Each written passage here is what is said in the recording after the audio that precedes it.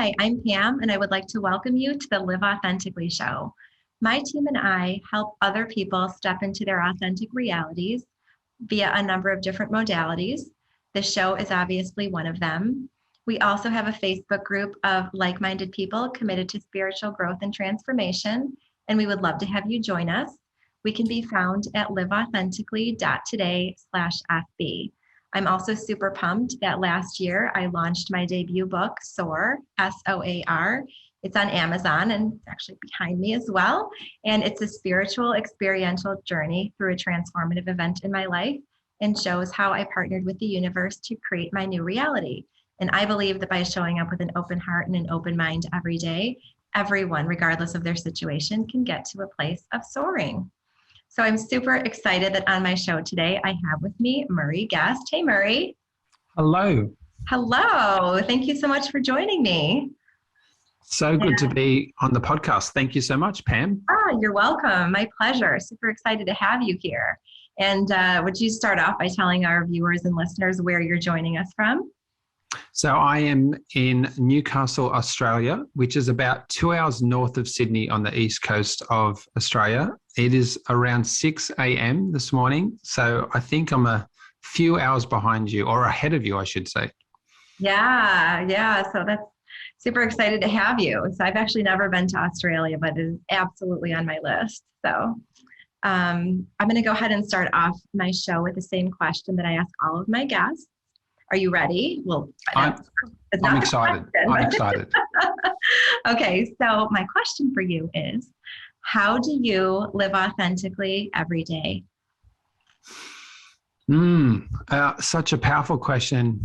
And I love that you ask everyone this question to set the scene for these conversations, Pam. I think integrity comes to mind straight away. And I think how important that is in the way we live when we think authenticity. So for me, how I do it and how I like to think about bringing that authenticity into all of my moments in the day is actually being okay with getting it wrong is one of those things. That we are all human, we're all far from perfect, we all make mistakes, and being okay with that. And so to support that, process, it's about actually taking stock every day and actually taking some time out to look at how things are going, what's working, what's going well, where you're bringing your full true self in the way you're showing up in conversations and interactions with people. So I like to do that. And then also take time out to think, okay, where could I have done things a little bit better? Where could I have shown up a bit more as my true self? How could I have used my strengths more? How could I have actually been more proud of the words I use in a conversation? Mm-hmm. And so I take time out every day to do that. And that's a process that I can do formally, but also quite informally. And so the people I work with, I talk to them about how do you bring that in as part of your life, a bit of a growth mindset, but also a learning process to support that. And the other key part is, well, you've got to start your day strong. And so very much every day I start with, what am I really grateful for today? Mm-hmm. And something I learned some years ago was, let's lower our level of gratitude. And what I mean by that is I'm not lying in bed thinking, oh, I'm grateful for this house or for my car. I'm actually grateful for clean sheets this morning. I'm grateful for my hot cup of coffee. I'm grateful for the hot water, the clean water out of my taps. So when we lower that sense of gratitude, it builds a much more embedded, grateful mindset, which helps us show up really appreciating the world around us and being true to ourselves. I love that you share that. And when you started off talking about gratitude, appreciation is the word that came to mind. And I actually was just having a conversation with a client about this. So he was saying, I have a really hard time living in the present, a really hard time just being in the present moment. And at least what works for me is fully immersing myself in appreciation. When we get ourselves in that mindset, there's no shortage of things. I mean, we have, at any direction we look, we can find something. Appreciate. I mean, the fact that like this computer can connect to me and this technology and Zoom can connect me to someone, halfway across the world is like mind-boggling to me. It is mind-boggling. And I just think about the efforts on the parts of so many people, how many thousands of people, the energy, effort, time into, the thought processes, the mind power, the technology, the production line.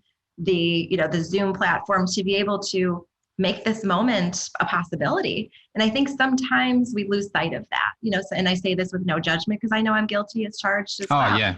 Yeah. And you're just kind of going through the motions and why did this piece of technology break? And, why did I have this mishap? But if you look at, again, the way our bodies function, how, what intricate processes need to happen there every single day in order for us to digest our food, process information, et cetera. Like that in and of itself is miraculous. And so many times I know I don't stop to realize and appreciate that. But that I feel like is one of the most powerful things we can do to really anchor on the present moment is just appreciate, just look around and appreciate, find something, right? Find something to appreciate. I would build on that too, Pam. And something that I like to remind myself, and would like to remind everyone right now as well, is let's also be kind to ourselves and easy on ourselves when we do not appreciate things, or we do start to drift off. We do start to not be fully present in the moment, and be okay with that and be mindful. And well, you know what? I'm not perfect. I've drifted off, or I haven't appreciated this, and that's okay. I'm now actually appreciating it now. Because if we start to beat ourselves up internally, that's not going to help us get to a space of living authentically as much as possible in every moment, and just be okay. And I was talking to a friend the other day about meditation and trying to meditate. I can't meditate, it's so hard. Said, well, the first step is stop trying so hard and start to relax into it and start to be easy with yourself and be kind to yourself. And so I think a couple of things here. I've heard gratitude, and then let's also be kind to ourselves as we try and bring that into our life as well, because I think that really makes a difference. Absolutely. And I love that you talked about starting your day off strong. I am such a firm believer in that, and firm believer in a super solid morning routine. So I'm curious what other things you do in the morning to start your day off strong and to make sure that you're on the right trajectory for the day. Yeah, so also for me is I connect with my wife every morning. So we have a chat about how we're feeling, what were our dreams the night before. We try and think about what they might have meant. And that's always fun. I always feel like in the wintertime here at the moment, I get the extra blanket on the bed and I get extra hot and I have these weird nightmares. Do you have those, Pam? Sometimes. Yeah, I feel like when I have the extra blanket and I get overheated, have some weird nightmares. But anyway, yeah, every morning we just connect with each other around, let's not just race into our day. So let's stay in the moment, and we talk about the dreams, what they meant, what they could mean. And that's always just fun and interesting. Otherwise we can lose those so quickly. So I really enjoy that. The next thing is to talk about what have we got on for the day and what does success look like for today? So a bit of that gratitude, and then, okay, so what are we going to do? What are the people we're talking to? What's the work we're doing? And that's always really nice. So that sort of sets us up mentally and emotionally. And then physically, we walk our dog every morning down to the local cafe and grab our coffee. And that's a really good way to start the day. Some days it's a quick walk, and other days it's a slow walk with bigger steps to stretch out the body. But that bit of movement definitely makes a big difference. I'm mindful of not starting my day with coffee straight away. So I try to, I'm again, far from perfect, but a big glass of water before I have my coffee as well. And then as I'm doing that walking and stretching, and again, appreciating hopefully seeing the sunrise and the community around us as well.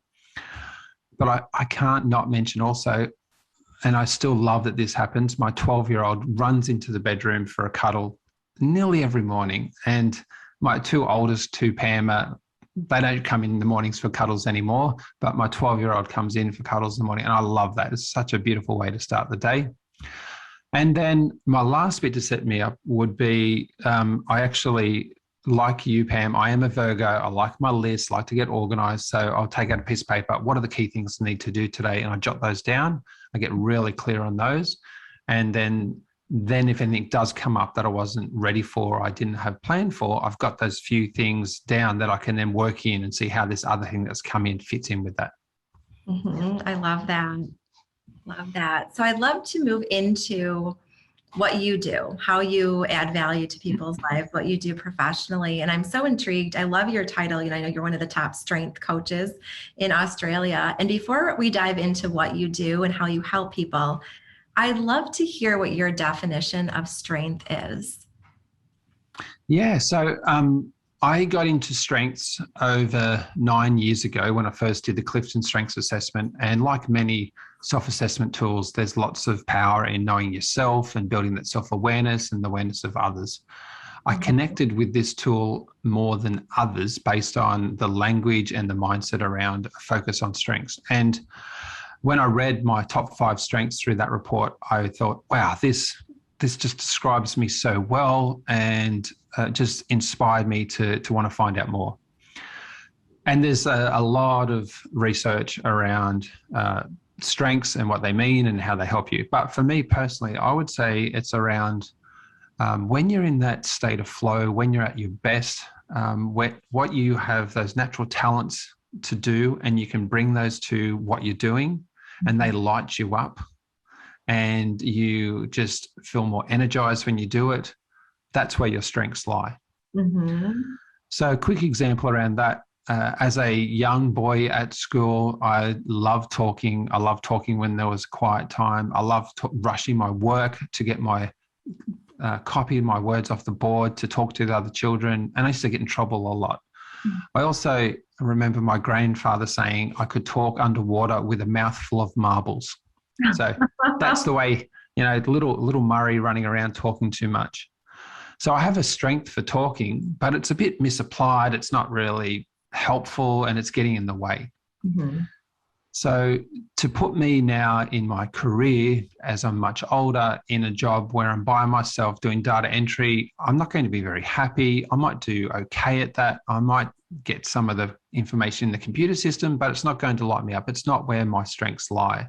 Mm-hmm. Give me the opportunity to talk to people, to present information, to facilitate conversations, to run sessions, then I'm going to be tapping into those strengths, tapping into where I get the chance to be my best. And so that's where I think the essence of strengths is about knowing where you're at your best and how you can bring that into the day-to-day life that you have, whether that's at home, at work, as any part of your life. I've been married twice, Pam, and my first marriage, I still remember my ex-wife saying, "Oh, you're talking too much," or you're embarrassing us. Again, so she wasn't, and I probably was, but she was probably also not seeing what I was doing as a strength again. And I think it's part of when we embrace this idea of a strengths-based approach, it's around, and to quote Don Clifton, who created Clifton Strengths, is what happens when we start to look at what's right with people rather than fixating what's wrong with them.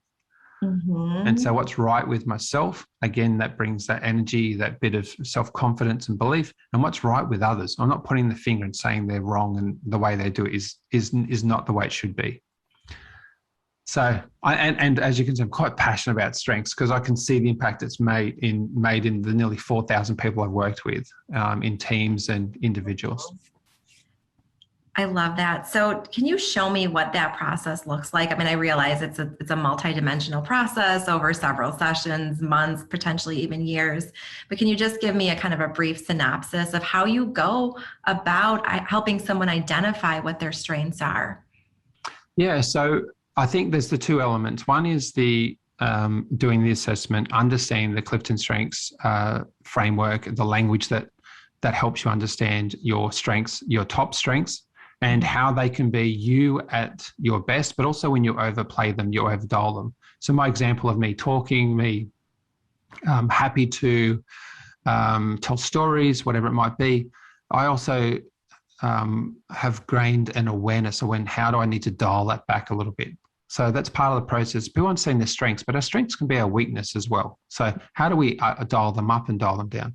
So the first part is getting people to do that assessment, and then taking them through that journey. And then as I take them through that journey, either through coaching sessions or in team sessions where with COVID now and working remotely or online, I've chunked down the old one-day workshops to 2-hour sessions. And to be honestly, Pam, it's fantastic. I get to be at home. People can work from wherever they are, and we're having lots of fun online. But there's that journey of understanding the strengths framework. And then the second part of the journey is embracing a strengths-based approach or embracing a strengths-based mindset. And for some people, that's quite quick and easy because it's like, oh, they're my strengths. They're the strengths of the people I work with or my partner, and I love them and I appreciate them. Mm-hmm. Some people it's a bit harder because they might have quite a bit of background experience and negative emotional frames around the way things have been, and to embrace and look at things as strengths takes a bit of time and a bit of coaching, a bit of working through that. It takes a bit more work. But the conversations I've had with people taking them through that journey, embracing this idea of strengths, it's just been fantastic to see the change in the way that they look at themselves and look at others. So generally, it's a series of coaching sessions for leaders, a minimum of 4, but I've been coaching some leaders for, as you said, over a couple of years for, 12 times at least. And then there's the team sessions where it's a series of those shorter sessions, 3 or 4 sessions where we look at the whole range of strengths. And that helps, again, with that authenticity. I know me, I know you. I get the chance to show up more about myself and true to who I am. And I want to create a space where other people can do that as well. And so I know this, I love how you brought up authenticity. And I love that we speak the same language. That's, it's such an amazing journey. And one of the things that, as you well know, we need to do to get to our authentic place is get rid of what doesn't serve us, right? So that may look like doubts, that may look like fears, that may look like limiting beliefs. Old programming, just antiquated programming that's still running that doesn't serve us. So I know every situation is different, but what are some of the blocks or obstacles you see standing in the way of someone being able to identify their strengths?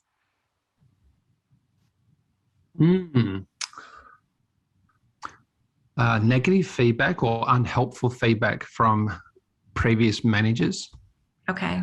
Where people in their junior years in a role in an organization where a manager has given them some feedback, and because of the seniority, they've taken that on board and taken that on as gospel of that's who I am, and held on to that because that person saw that as a weakness, as something that was wrong in that person, and so then they've held on to that.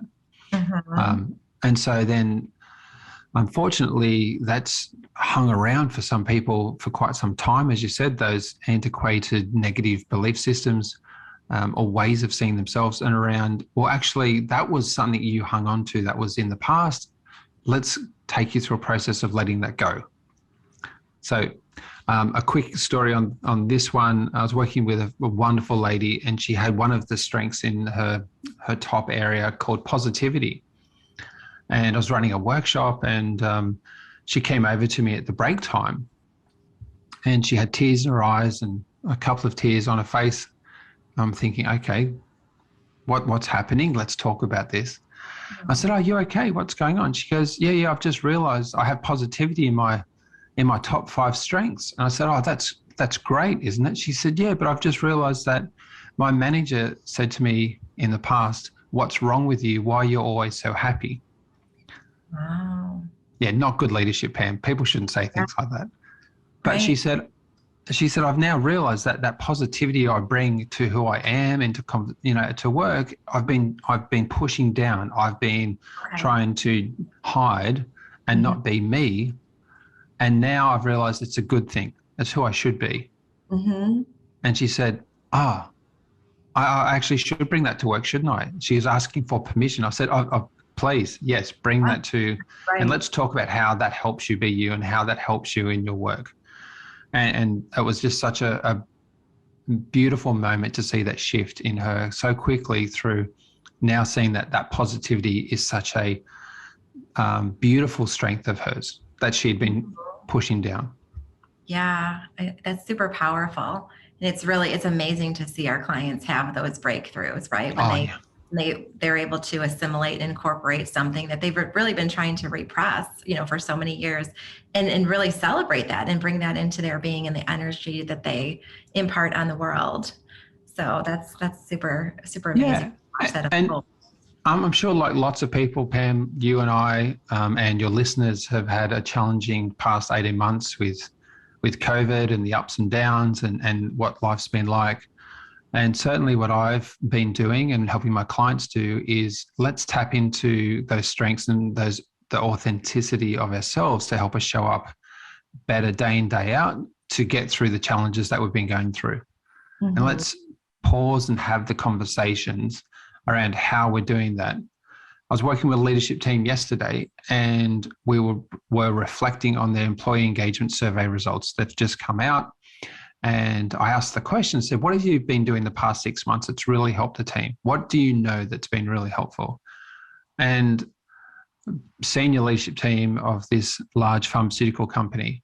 And what they said was, what they were doing is actually slowing down and creating more space for conversations for people to connect while they're working from home Mhm. and while they're having these different working hybrid arrangements.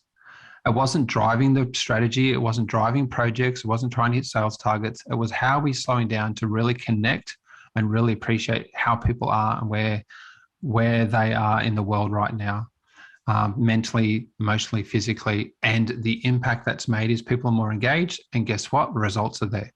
Yeah, Yeah. that I love that you mentioned that because that creating space is just so powerful. We spend so Mm, much of our lives executing, right, in the weeds, making stuff happen, getting the job done, and that's all part and parcel. I mean, it's necessary in order for us to bring value, bring new ideas into the world. But we also intentionally have to zoom out, and that helps give us perspective, right? Step away. Wait, what am I trying to accomplish here? Because it's easy to lose sight of it. And when we lose sight of that, when we become unhooked from our greater, our grander and more long-term vision and mission and purpose, that's when we get sucked into negativity and stress and overwhelm and anxiety. But if we always stay connected to our purpose, right? If we wake up every morning and connect to that, then we've always got that to anchor on. And that's what carries us through those challenging moments. mm, And mm. that connection, to ourselves, the connection to others. So, I build that in throughout my day too. I build in little breaks, 15 minutes or so, go for a walk, step away from technology, recreate, immerse myself, just unplug, step into nature and just reconnect. And it's super, super powerful. And I think that that's something that we should do more of in a very mindful and intentional way. Because it's exciting to see the direction technology is going, but it's also, it also has its disadvantages or risks or perils, whatever you want to call it. But it causes us, it's sort of an illusion of connection, right? We feel connected because we're connected to everyone and everything at all times, but we can't be connected to anyone in a meaningful way if we're trying to connect on many different portals at the same time. Yeah, and I can't quote the stats, Pam. It's not a strength of mine to give you the exact number, but I do know that loneliness is a trend, a terrible trend at the moment. In people, as you're saying, they may be connected online, they may be connected through different platforms and social media, but do they feel deeply connected in whether it's spiritual, emotional, really safe way with each other? And I think, unfortunately, that's not there. And so what's happening is there's a loneliness happening at the moment where people do feel lonely. And I felt lonely myself at different times. And I have a wonderful family. But it's with my busyness of life, it's like, oh, I've lost contact with my friends. And then that loneliness will come in. And so then what I'll start to then think, well, what can I do about that? And then I don't know if you've been in this situation, Pam, but I'm sure that some of your listeners may have been, where it's like, well, they haven't ring me, so why should I ring them? And then that doesn't help me. Mhm. And so it's then breaking that cycle of, okay, I'm going to reach out, I'm going to ring, I'm going to ask them to catch up for a coffee or go for a bike ride or a walk. Let's do that. And then when I do that, I feel a million times better because we've Yeah. had that connection. Yeah. Right. And so many times we make assumptions, right, about why Yeah. someone's contacting us. But the reality is we really don't know exactly what's going on in someone's world. And Yeah. the lens that they may be seeing the world through is maybe very different than the lens we're seeing, or we may have expectations that are unfair that we're placing on the situation. And I think that really highlights the need for the ego versus soul dichotomy awareness, right? Like the ego is what makes us say, why aren't they calling me? The ego is what keeps tabs, right? The ego is what keeps score. The soul doesn't care about any of that stuff. The soul just wants connection, and it doesn't matter who initiates, right? So, obviously there needs to be a mutuality, there needs to be a harmony, there needs to be kind of a give and take, and both people bringing more or less, equal to the relationship over time. But, I think this is a huge place where we can extend grace and compassion and, forgiveness. And really that's an opportunity to bring our best selves forward and to put all that stuff behind and just, and connect in a meaningful way. Yeah. I totally agree. And I love that, that differentiation there of ego and soul. And you're so right. And I know that when I have those thoughts, when they're popping up, they're not coming from a helpful place. They're not coming from a place that's going to serve me or serve my friends or what I'm trying to achieve. That's the ego coming up. And I appreciate my ability to actually catch that dialogue in my head and then start to rewire that and start to bring in some other voices I want to listen to. Yeah, I've heard that voice, that ego voice. I'll now set that to the side and now listen to the voice that's going to be helpful. And again, like we said earlier, none of us are perfect, and we go through those processes as we go through life. And the more we do that, the better we'll get at doing that and tapping more into that soul connection. Right. It's funny, as we're talking, I've been reminded of something else, and this is something which I'd love to just chat about for a moment, and that is active meditation. Mm-hmm. And when I think about going for a walk or maybe doing some work in the garden or a hobby that you like to do, or for me, it's riding my bike. I'm into mountain biking, and I can get into that space of tapping into the zone or in a state of flow. And I feel like I'm getting re-energized and I can't focus on anything else. I'm focusing on that. And I feel it serves me so well. And when I talk to my clients about it, because people are going on different journeys and some are thinking, how do I start to improve my well-being more? And trying meditation sitting still doesn't work. And I said, well, let's go down this active meditation path. What is the thing for you? And I tell you, Pam, it works fantastic. And I love it. I love the impact it makes on me. And I'm seeing it in other people where you tap into that thing that you love doing and really immersing yourself in that and just noticing how you can get quite into a meditative state while you do that. Mm-hmm. I love that you brought that up. And that is actually my preferred style of meditation. When I first started to meditate, just a little story here, sidebar story. I first started to meditate. I thought I needed to be doing it a certain way, sitting a certain way. And I had all these expectations around that.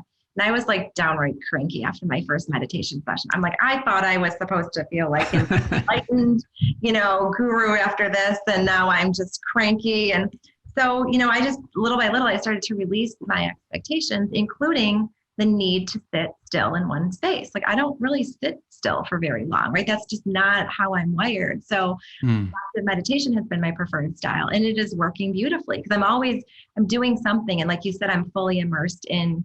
It's generally a creative endeavor. It's usually in the kitchen. I'm like happiest when I'm at my island and I just pull a bunch of veggies and random ingredients out and just create. That's when I'm in the zone, and I'll often get ideas. So I often have, my notepad handy and I just jot down ideas. And I think it's important that we all give ourselves the license and the permission to do that and release how we think. Isn't that a lot of what life is just figuring out how to release what we thought, we thought things should be. Right. And that's how we make peace with where we are and really get into the flow. So release what, how we thought things should be and accept where we are.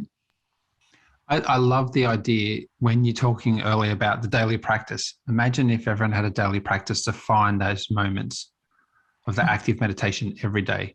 And we're not talking, 30 minutes, it might be 10 minutes, but find that time, do that thing, and the difference that would make as a daily practice.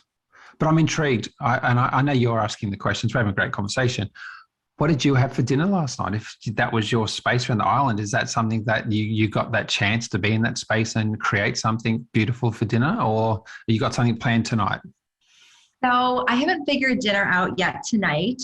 I will. I've got a fridge stocked full of veggies. I did yesterday, actually. I went over to my parents' house and I just spent the afternoon there. It was a gorgeous day, and I just spent time chatting with my parents. So my mom's like 74, my dad's 80. And again, appreciation. Literally every time I drive over there, I'm grateful for the opportunity to be able to still go visit with both of them. I don't take one day for granted, and they're both doing really well, but it's just, again, appreciation. So it was just such a beautiful day. And then for my mom, she wasn't sure what she was going to do for dinner yesterday. And she said, why don't we just pick up? So we did. We just took the night off. We just skipped the whole prep and cleanup. And, as much as we both love cooking, and we just picked up and just enjoyed the time together. Yeah, I hear you so much. My dad passed away 5 years ago, and when I'm driving around, I like to call people and have a chat when I'm not listening to a podcast or some music. And I still now, it's like I go to press the button on my car to call my dad, like, oh, that's right. No, and I still have those moments because I have such a great bank of experiences of chatting to him when I was going between meetings. Mm-hmm. But more recently with my mum, I've been just going out, picking her up. We go get a takeaway coffee and we go for drives together, exploring parts of the neighborhood or the city that we haven't been to before. And she loves it and I love it too. And I just, these chats and exploring and looking at the architecture of different houses and a few laughs, it's just fills my soul. Yeah. Oh, that's wonderful. And I'm sorry about your loss. I mean, I know it was 5 years ago, but I know that there isn't a day that goes by that you don't think about your dad. And I'd like to, I know we're getting close to the end, Pam, of our chat, but I wanted to share a story if that's okay. Please. Yes, please do. So about 2.5 years ago, I was on a family holiday in New Zealand. For people over the other side of the world, New Zealand is about a 3-hour flight from Australia, so it's not too far, and it's a beautiful country. Some of you might have seen Lord of the Rings and seen other footage of New Zealand. It's just beautiful landscape over there. So we on a family holiday, my wife and I and the 3 children and the children's grandmother. And she's great to come and join us to help manage the kids, even though my kids are quite older, in their late teens, but it gives a chance to just organise everything. As I said earlier, I'm into mountain bike riding, and while we're over there, there's so many great mountain bike trails in New Zealand. And where we were staying, my son and I had been out for a ride, and we were enjoying the flowing trails in this pine forest. Beautiful. The next day, hired bikes again, and all the family except Grandma, obviously, I say, but I shouldn't, but she was not up for mountain biking. We all went for a nice ride of about 20 kilometres around these nice flat trails around the river, and that was a beautiful day. And then our last day, before we were due to fly back, my eldest son, Noah, and I said, well, go for one more ride, hired these bikes and went out for a ride. And we're riding in some really great trails of cross-country flowing trails. I'm 50 this year, Pam, so I'm not Red Bull jumping off cliffs or Grand Canyons. I'm into cross-country flow. And we're in this pine forest, and it's well laid out where they've got a big billboard. It shows a map of all the trails. Mm-hmm. And my son, Noah, and I picked a trail and said, if we pick that one, that'll take us back down to the little town in Lake Wanaka where we were staying, and we can have a coffee. So my brain's, coffee with my son, hang out with him. How beautiful is this? And I'm thinking about that. And so we head out on this trail. Last run, let's go. And Noah takes off, and he's riding in the front, and he slips on this single track and has a little bit of an accident. We have a chat and a laugh, and he's fine, gets back off, and he takes off. Mm-hmm. And so he's riding, and I'm behind him, and I'm doing I think I got up to about 30 kilometers an hour, something like that. Mm-hmm. And so I'm riding, and so what happened was I clipped a tree with my left handlebar, then with my right, and got catapulted headfirst into a tree. And I yell out to my son. Yeah. I say, come back, come back. I use much more colourful words than that, Pam, I'll tell you now. And he thought I was joking at first because we just had this little laugh when he had this little slide out in the mud. But he comes back and he realises quite quickly it's serious. I was crying. I was also swearing, which I don't swear a lot, definitely not in front of my kids at that point. And we have a dog, and our dog will walk around in a circle before he sits down to rest for the day or during the day. And I did the same thing. I remember walking around in a circle and then just sat down in the dirt, and I could picture in my mind's eye bones sticking out of my right arm, and it was just absolutely killing. And so I grabbed my right arm. I physically grabbed my right arm from my shoulder to my wrist, up and down, up and down. I couldn't feel anything broken. And so I then rang my wife, Tammy, and said, I've had an accident. I've hit a tree. I think I'm going to throw up. And then I hung up the phone. My wife has given me some really good feedback. That was a terrible phone call, by the way. Somehow, though, I pulled myself together, hopped back on the bike, and I rode for another 10 minutes down the hill. Wow. And I couldn't ride any further. The pain in my right arm, the pain in my neck, the pain down my back, and the ability to focus was so hard. Mm-hmm. I'm lying on the ground, and Tammy took the initiative after the phone call to come and find us. And she found us at the edge of the forest, which was fantastic. And we'd hired this van for the 6 of us to get around. I'm lying there on the ground, and I was in a bad state. Look at my helmet, and my helmet on the front was cracked through where it hit this tree. So I'd broken the helmet. Tammy and Noah jammed the bikes in the van. We went to the medical center. I was x-rayed, and they confirmed I'd broken my neck. The pain and the discomfort really started to kick in then. Yeah. So Tammy dropped the bikes back to the bike hire place, dropped Noah back to the hotel, came back, and they said, look, Murray needs a CT scan. We don't have that equipment. It's 40 minutes away in this hospital. Can you drive him? Mm-hmm. And she said, yes. So I'm in a neck brace, go to this hospital, have the CT scan, and confirmed neck was broken, C5 vertebrae, and the ligament on the anterior side, the front side's come away a little bit. And to quote the doctor, millimeters off dying or being a quadriplegic. So I'm lying in the bed, feeling in an absolutely terrible state with pain and discomfort. And he said, what are your plans? And I said, we were flying back to Australia tomorrow. And he said, you're not going anywhere. We need you to be stabilized and in a much better condition. So the kids and grandmother flew back to Australia after a lot of reorganizing. Tammy stayed with me in that hospital for a week of nausea, of concussion, of pain medication, and trying to get all that balanced out right. A week later, I was cleared to fly and actually flew back to Australia on 2 flights to get back to home. Mm-hmm. And the following morning, I was still having these weird muscle spasms all up and down my right arm. And it's a bit like when your eye twitches, but much, much worse, where my tricep or my bicep or my forearm was all twitching weird in different spots. And you could visibly see it. I'm sitting in the hospital emergency room, and there's a bit of a discussion about, do I go to the neural clinic? Do I go to the fracture clinic? Do I go to the spinal clinic? Do I go to general admission? They're having this sort of discussion. A week later, though, Pam, I'm still nauseous and throwing up in the waiting room. Mm-hmm.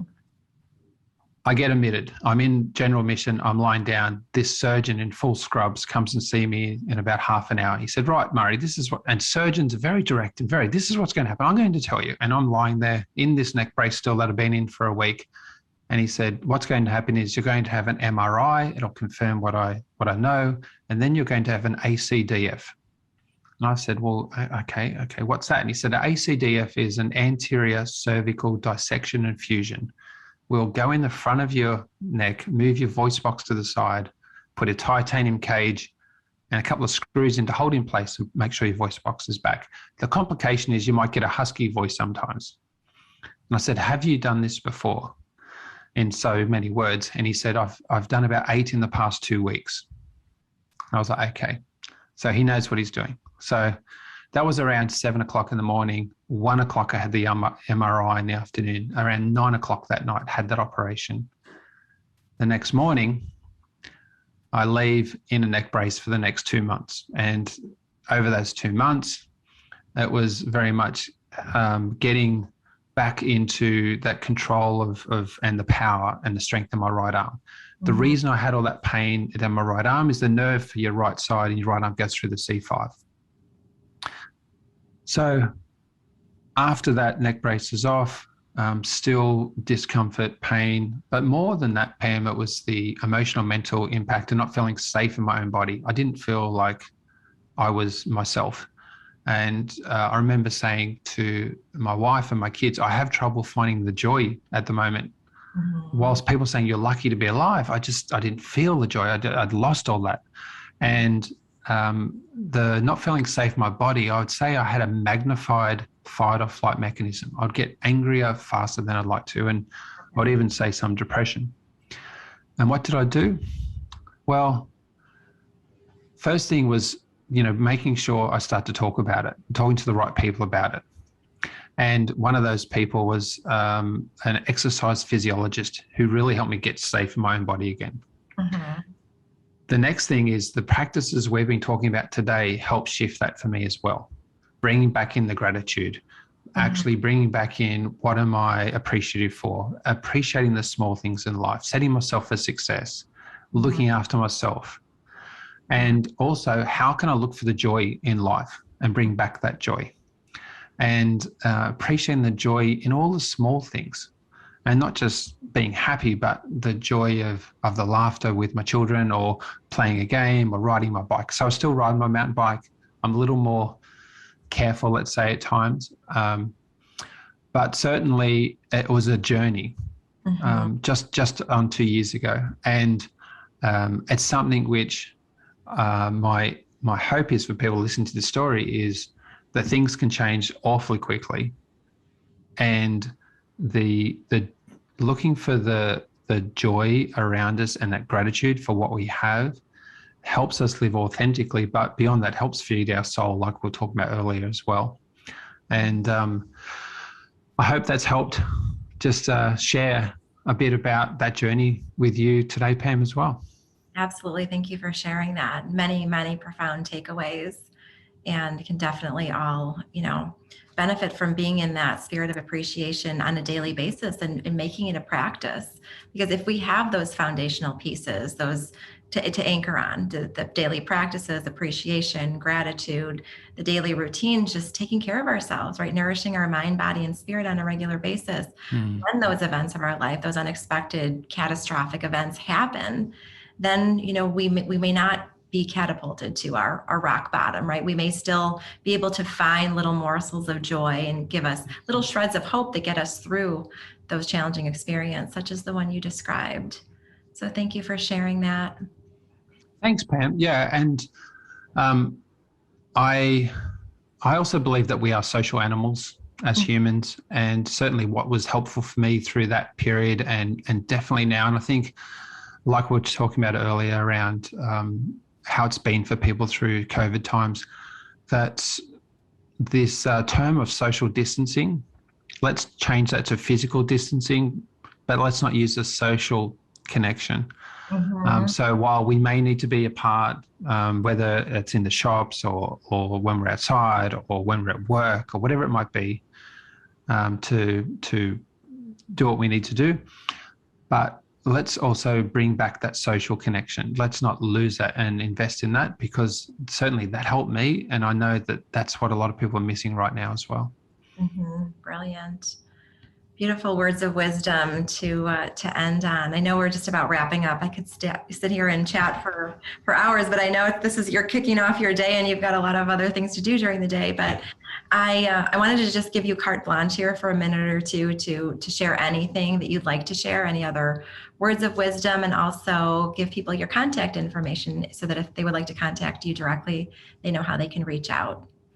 Yeah, thanks, Pam. I appreciate it. It's great chatting with you. I really love our conversation, and I love the energy you bring and what you do. So thank you for the opportunity. It's been wonderful. Great way to start my day. Beautiful way to start my day. If there's something that I'd like people to also consider and think about, and something which I've seen come up so many times in conversations with people that I work with, and it's around clarity.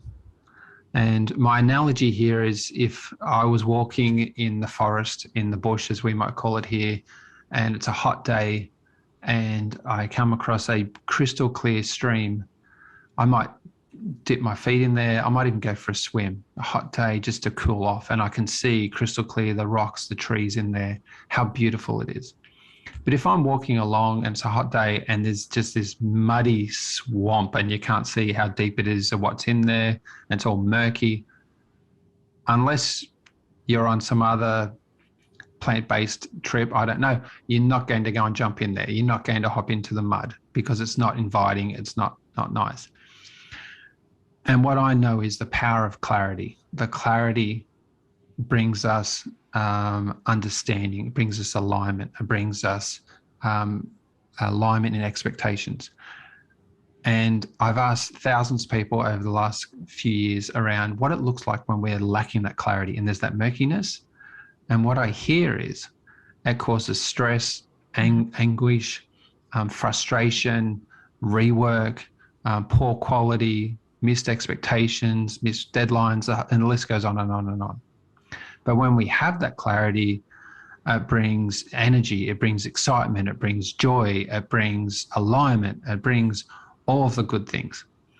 And so and to quote Brene Brown, clarity is kindness. And where we don't have that clarity and where we have that murkiness, my invitation for people is, in a respectful and a constructive way, get some clarity, or get clarity about where you can't get clarity, and notice the difference that makes in your life, and where you can bring clarity in the way you communicate with other people and notice the difference that brings. And just a very simple example on this, Pam, in the work that you and I do, we might say to a client, I'll get back to you early next week. What does early next week mean for you, Pam? Monday or Tuesday, maybe early Wednesday. Yeah, so similar to you. And I was mindful of this about 12 months ago. I said to a client on a Friday, I'll get back to you early next week. Mm-hmm. Tuesday afternoon, I get the phone call. Oh, hey, Murray, where's that information you're going to send? Or maybe you said you'd send it early next week. It's Tuesday. I thought I'd get it Monday morning. And I was like, oh, I was just finishing it now, just hopefully sending it to you today or first thing tomorrow morning. Oh, well, I expected it Monday morning. Mm. And I owned that I wasn't clear. I wasn't clear around when I would get them the information, and they weren't clear about their expectations. So instead, in my communication, what I aim to do, which I try to do more and more and more all the time, is, oh, I'll have this to you by Tuesday afternoon. It does that work. Mm-hmm. Simple little bit of clarity. And I'd like people to just see what that looks like in their life. And I feel like with phones, we've lost that, because it's like, I can just text you, I can update you, I can let you know. Mm-hmm. Whereas let's get back to clarity and notice the difference that makes in your life. Yeah, I love that. I think there's always room to sharpen that clarity. And I know it's something I can absolutely incorporate into my life. So thank you for sharing that. Thanks, Pam. So again, thanks so much. Really enjoyed the chat. Great way to start my day. And I hope people really enjoyed the conversation. If they do want to have a look at what I do online, check out inspiremybusiness.com. That's the name of my business. On Instagram, Murray Guest, and on LinkedIn, Murray Guest. If you want to connect with me on LinkedIn, that's where obviously I do a bit as well with business connections. But on Instagram, it's a mix of me riding my mountain bike or trying to cook as good as Pam and work stuff as well. But thank you. Thank you. Thank you. It's been an honor having you here. So thank you so much for choosing to start your day this week or this way. I so appreciate it. And thank you to all of our viewers and listeners. I so appreciate you. As you know by now, time is a choice. And I'm grateful that you've carved time out to be here to listen to everything that Murray has had to share. So thank you, everyone, and have a wonderful day. Bye.